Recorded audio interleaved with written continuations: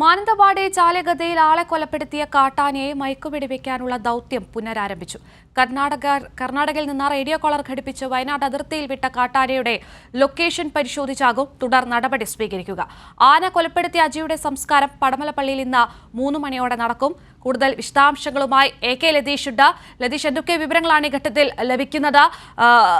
ആനയെ മയക്കുവെടിവെക്കാനുള്ള നീക്കങ്ങളൊക്കെ ഏത് രീതിയിലാണ് നടക്കുന്നത്?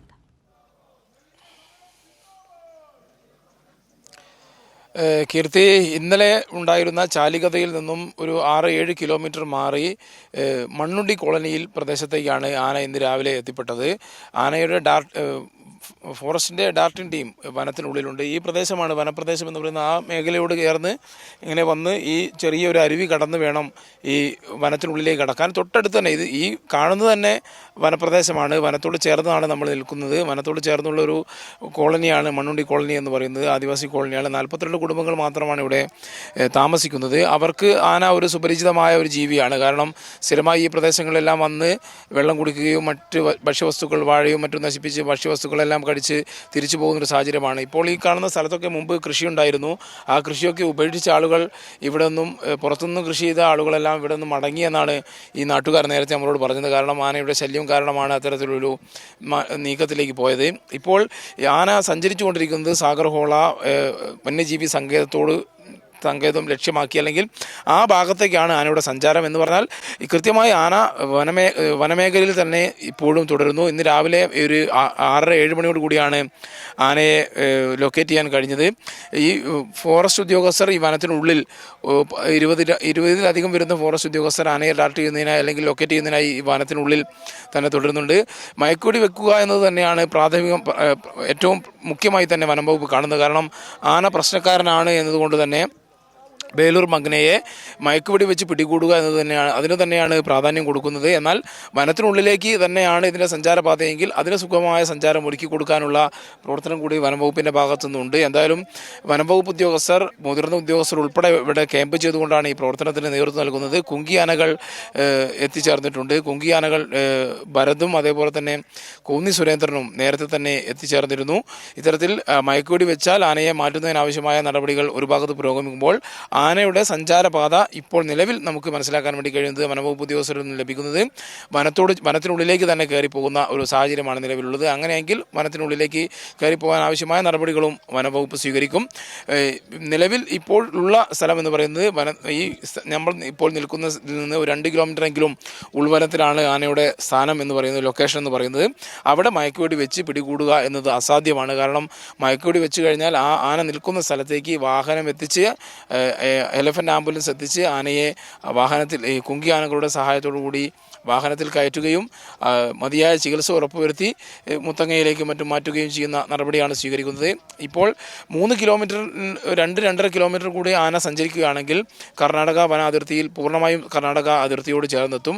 അങ്ങനെയെങ്കിൽ ആനയുടെ പൂർണ്ണ നിയന്ത്രണം കർണാടക വനം വകുപ്പ് ഏറ്റെടുക്കുന്ന സാഹചര്യവും ഉണ്ടാവും. കർണാടക വനം വകുപ്പ് സംയുക്തമായാണ് ഇപ്പോൾ നിലവിൽ ഈ ദൗത്യം ഏറ്റെടുത്തിരിക്കുന്നത്. കർണാടകയുടെ സഹായത്തോടു കൂടി തന്നെയാണ് കർണാടക സർക്കാർ കോളർ ഘടിപ്പിച്ച ആനയാണ് ഇത്തരത്തിൽ ഇന്നലെ എത്തുകയും ചാലികതയിലെത്തി ഒരാളുടെ ജീവൻ എടുക്കുകയും ചെയ്യുന്ന സാഹചര്യമുണ്ടായത്. കൊല്ലപ്പെട്ട അജിയുടെ സംസ്കാരം ഇന്ന് ഉച്ച കഴിഞ്ഞ് 3 മണിക്ക് ചാലികത പള്ളിയിൽ നടക്കുമെന്നാണ് അറിയിച്ചിരിക്കുന്നത്. എന്തായാലും വലിയ ഒരു ദുരന്തത്തിൻ്റെ പശ്ചാത്തലം കൂടിയാണ് ഈ പ്രദേശത്ത്. ആളുകൾ വലിയ ഭീതിയിലാണ്. ചെറിയ തോതിലുള്ള പ്രതിഷേധം ഇവിടെ നിന്നും ഉയരുന്നുണ്ട്. ജീവിക്കാൻ അനുവദിക്കണമെന്ന് തുടങ്ങിയ മുദ്രാവാക്യങ്ങൾ വിളിക്കുന്ന ആൾക്കൂട്ടത്തെയും നമുക്ക് ഇവിടെ കാണാൻ വേണ്ടി കഴിയും. കീർത്തി, ലതീഷ്, ഇപ്പോൾ ലതീഷുള്ള ഒരു വനപ്രദേശം, ഈ ആന നിലയുറപ്പിച്ചിരിക്കുന്ന ഈ വനമേഖല കർണാടക അതിർത്തിയാണോ?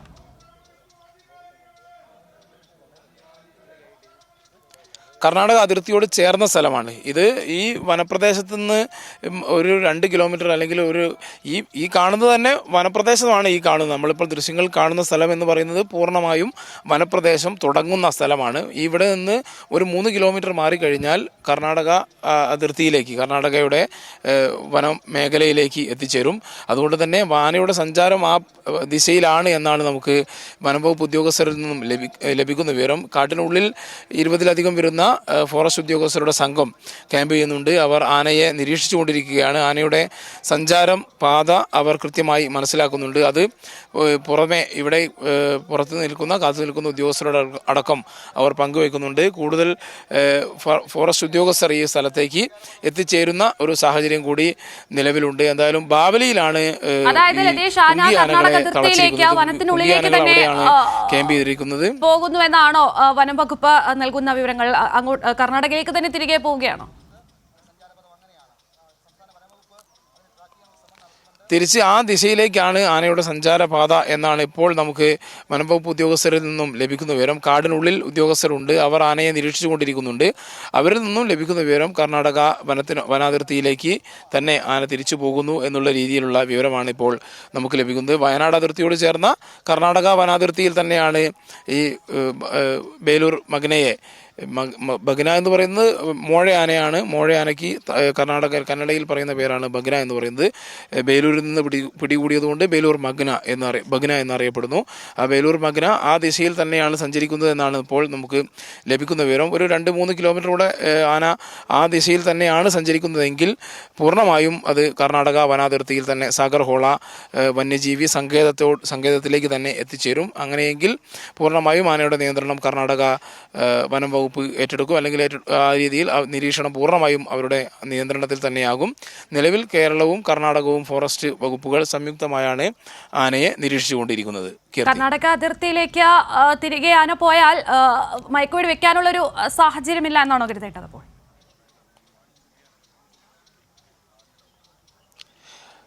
തീർച്ചയായും ഇപ്പോൾ നിൽക്കുന്ന പ്രദേശമെന്ന് ആന മയക്കുവെടി വെക്കുന്ന ഒരു സാഹചര്യം എന്ന് പറയുന്നത് നിരപ്പായ സ്ഥലത്ത് ആനയ്ക്ക് മയക്കുവെടി ഏറ്റാലും കുറച്ച് ദൂരമെങ്കിലും ഓടാൻ കഴിയുന്ന ഒരു സ്ഥലം, ആ രീതിയിലെല്ലാം ഉള്ള ഒരു ലൊക്കേഷൻ, ആ സ്ഥലത്തേക്ക് ആന എത്തിക്കേണ്ടതുണ്ട്. കഴിഞ്ഞ ആഴ്ച തന്നെ നമുക്ക് ആനയെ മയക്കുവെടി വെക്കുന്ന ഒരു സാഹചര്യം ഉണ്ടായത് എപ്പോഴാണെന്നുള്ളത് നമുക്ക് ദൃശ്യങ്ങൾ തന്നെ വ്യക്തമായിരുന്നു. ആ ആന വാഴത്തോട്ടത്തിൽ നിന്നും പുറത്തേക്ക് ഇറങ്ങി ശാന്തനായി നിൽക്കുന്ന ഒരു ഘട്ടത്തിലാണ് അന്ന് തണ്ണീർക്കൊമ്പനെ മയക്കുവെടി വെക്കുന്ന ഒരു നിലയുണ്ടായത്. ആ നിലയിൽ ആന കൂടുതൽ ഇത് പ്രത്യേകിച്ച് ആ തണ്ണീർക്കൊമ്പൻ അക്രമകാരിയായ ഒരു ആനയായിട്ടായിരുന്നില്ല അന്ന് അതിൻ്റെ പ്രകൃതം.